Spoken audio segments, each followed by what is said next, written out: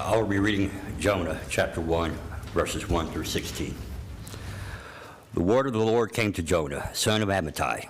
Go to the great city of Nineveh and preach against it, because its wickedness has come up before me. But Jonah ran away from the Lord and headed for Tarshish.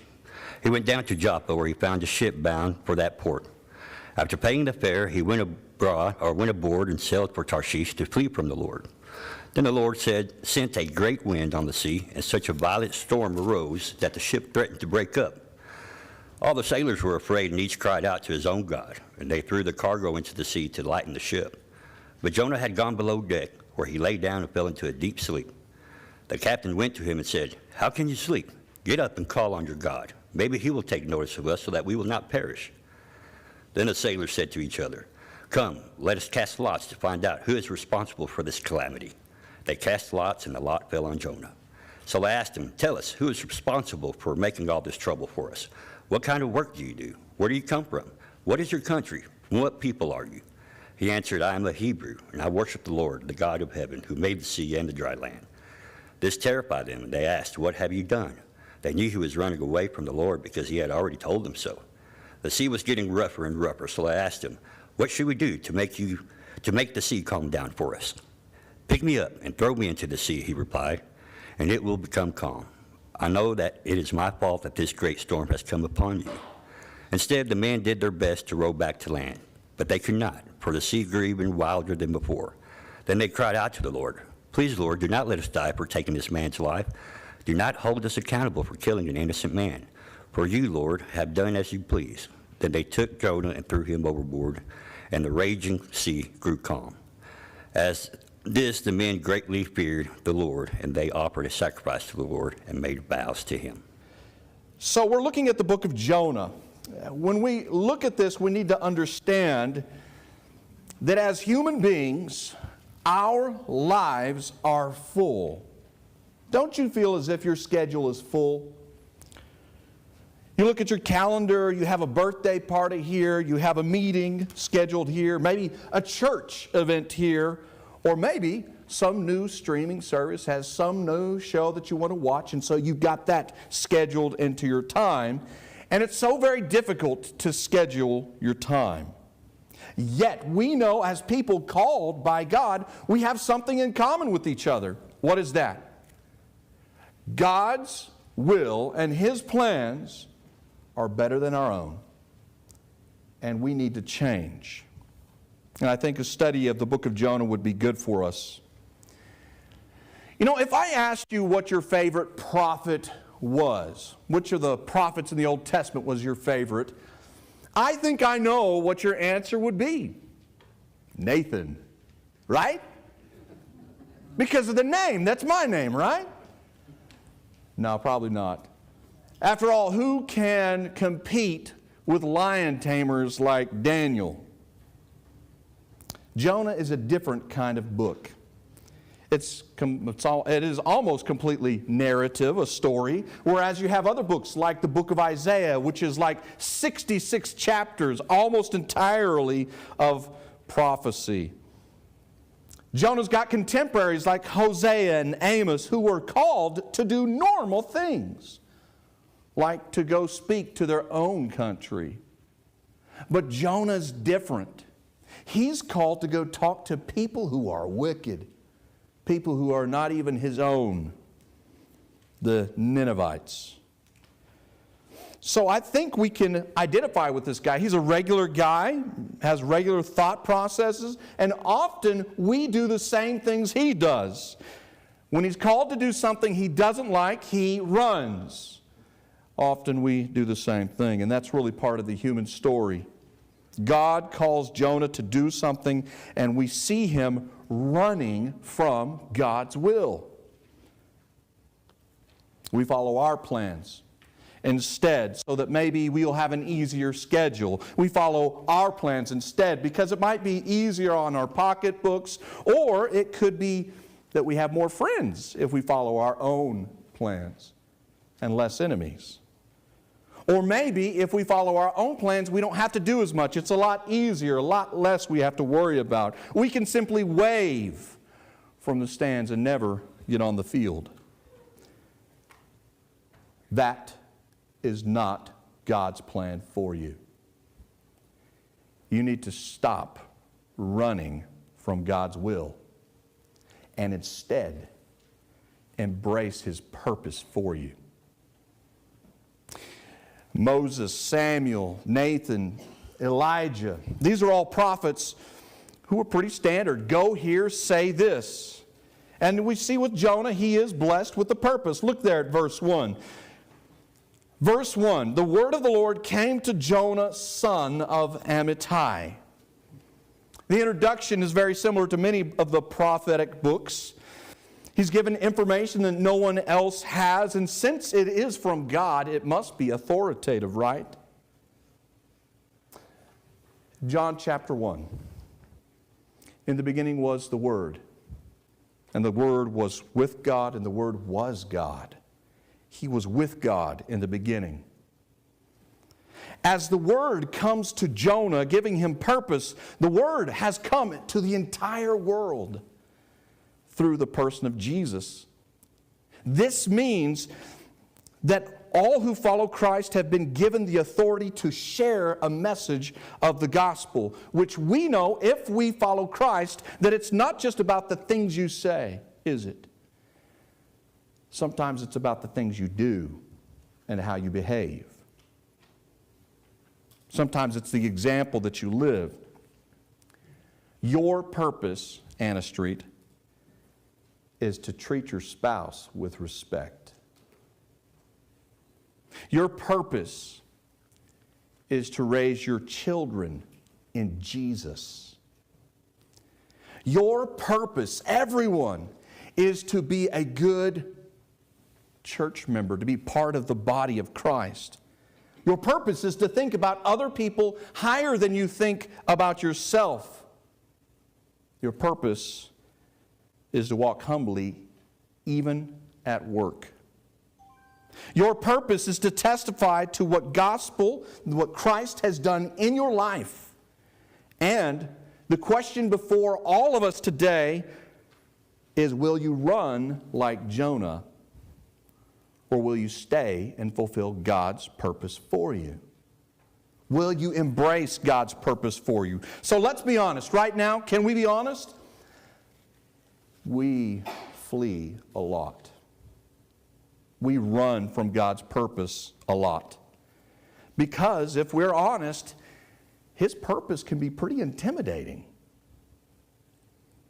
The story here, when we look, continues in verse 2 with God giving him his goal, what He wants him to do. Look here. Go to the great city of Nineveh and preach against it, because its wickedness has come up before me.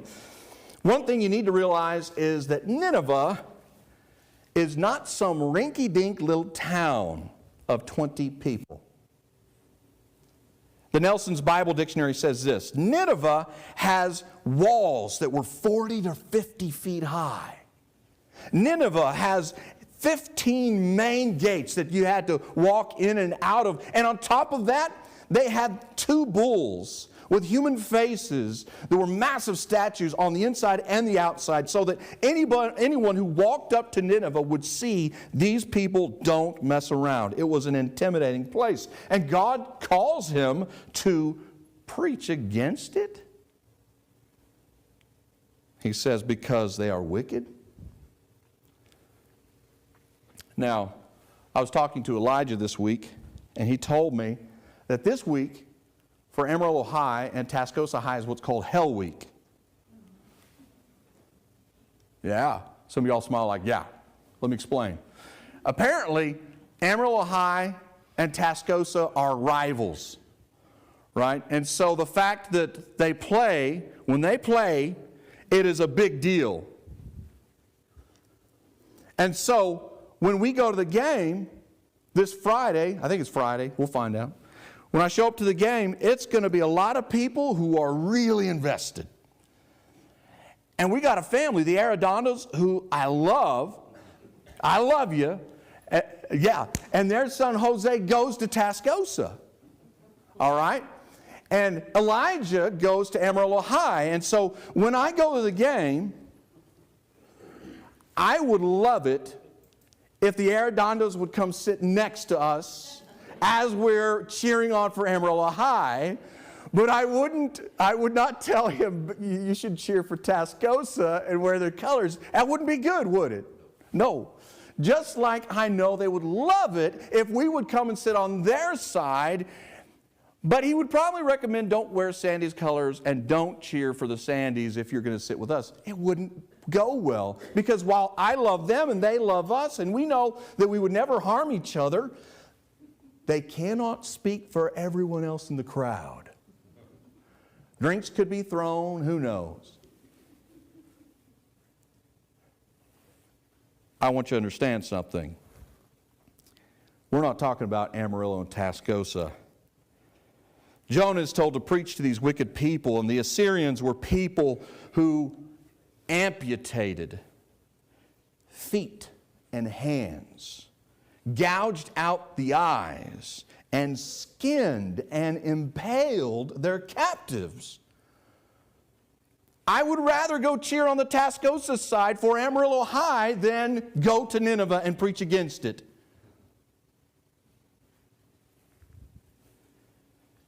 God had a purpose for Jonah, and it was scary, but it required him to think of himself last and to think of the people of Nineveh first. Now, something else that is really scary as a Christian is knowing what it means to be a disciple of Jesus. Dallas Willard says, discipleship is the process of becoming who Jesus would be if he were you.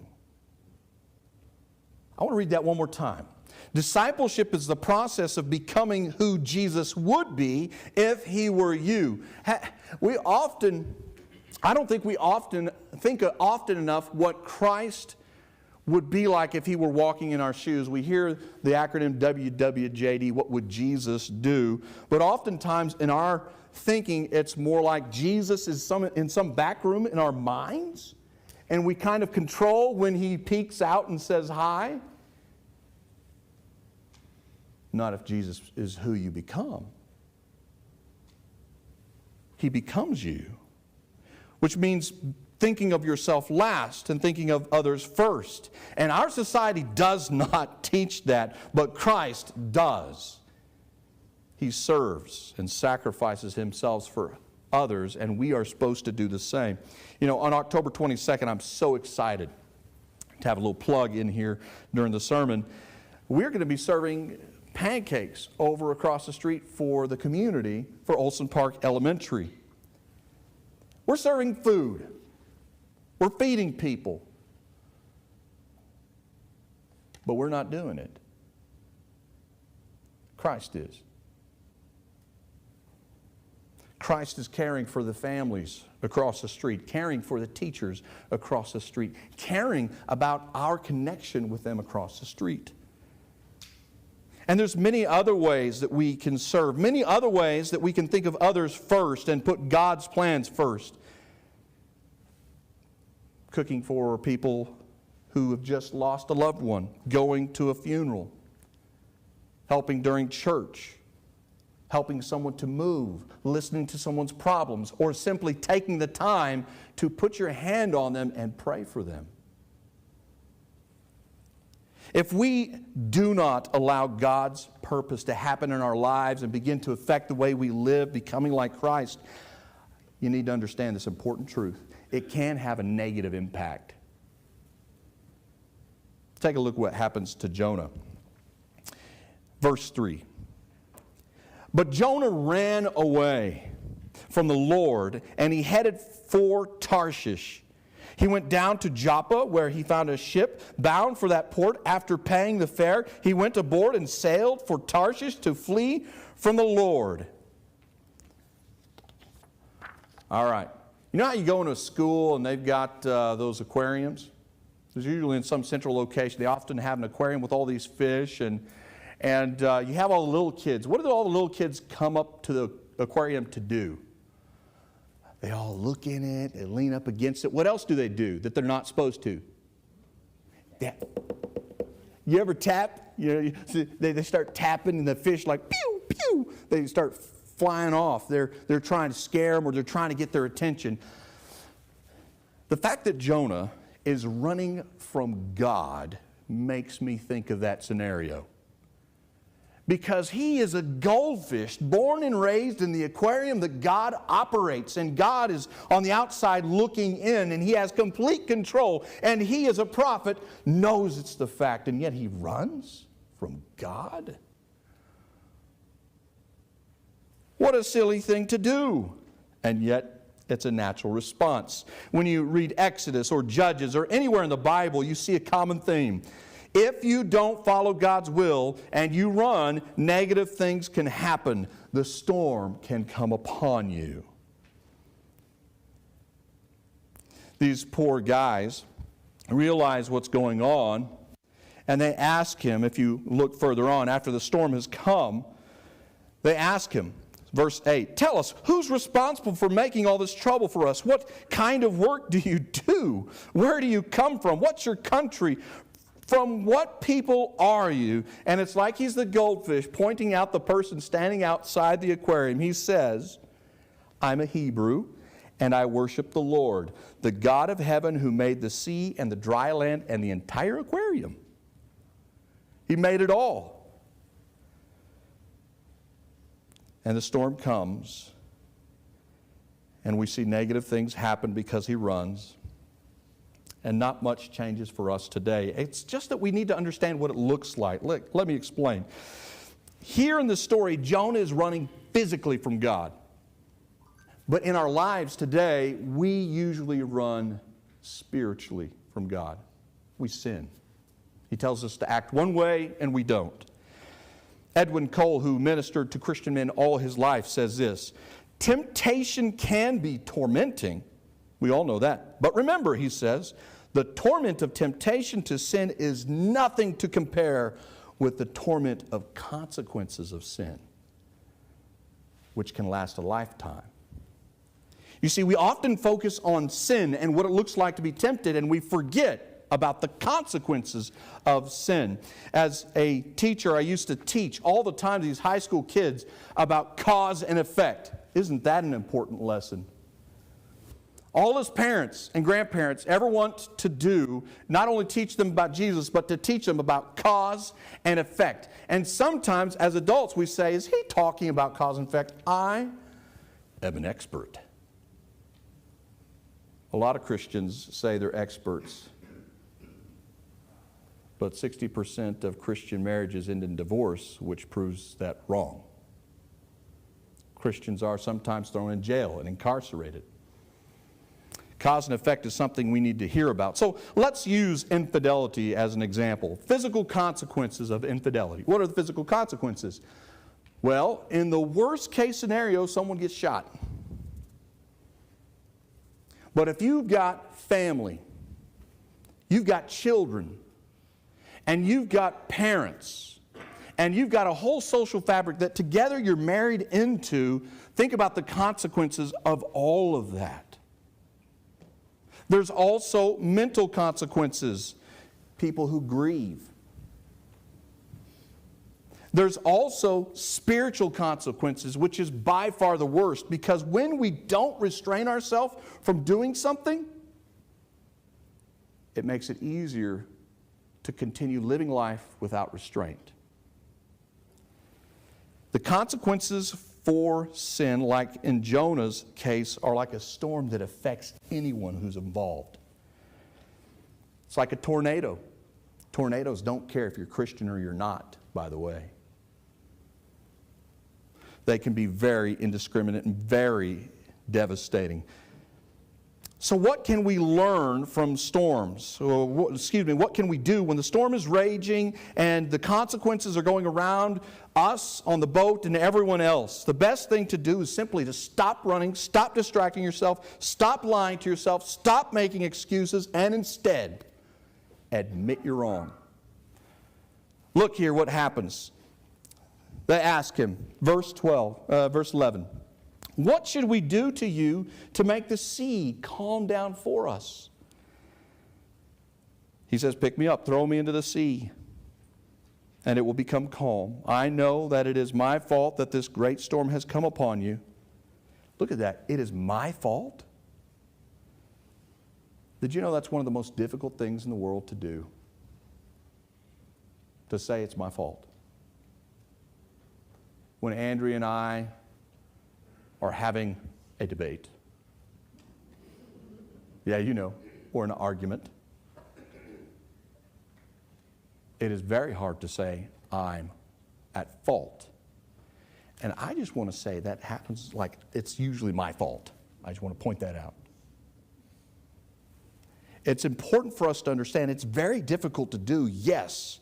But Proverbs tells us something about that. Whoever conceals his transgressions will not prosper. Think about that. Whoever conceals the fact that they're at fault, conceals the fact that they've sinned, and is trying to hide it will never leave the storm. The storm will continue to rage to you, on you, and everyone around you.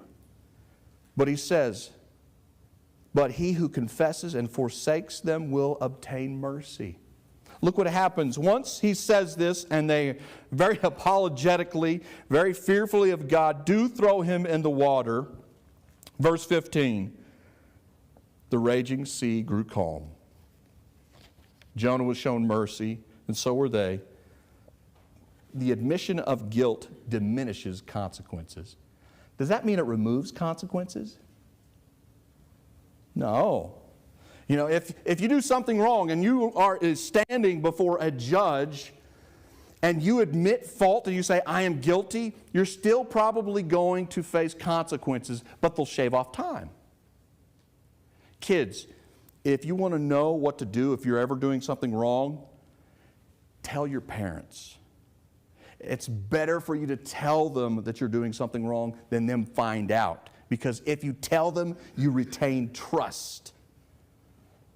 And the punishment won't be as bad. We need to make sure and understand that admission of guilt and saying it's my fault helps diminish these consequences. And so we look at all four of these things. Accepting God's purpose for you, embracing God's purpose for you, understanding that his purpose can be difficult or intimidating, that running can result in negative consequences, and admitting fault will help. If we apply all these things, one of the things we'll find out is we will be closer to being people who have found peace, a peace which surpasses all understanding that I talked about last week. The first step in calming the storm is not yelling at it. The first step in calming the storm is coming to Jesus, because Jesus Christ, with his mouth, can stop it. Peace, be still. This last week, we started watching The Chosen. And I absolutely love that show, and I invite you to watch that with us. We have those studies for that on Wednesday night. In episode 2, one of my favorite comments is made by Mary Magdalene. She's approached by a Pharisee who asks, how in the world did you get healed? Which the scriptures tell us Jesus did. And I love her response. She says, I was one way, and now I'm completely different. And the thing that happened in between was him. Anna Street, we were one way. Now we're called to be different, because the thing that happened in between was Jesus.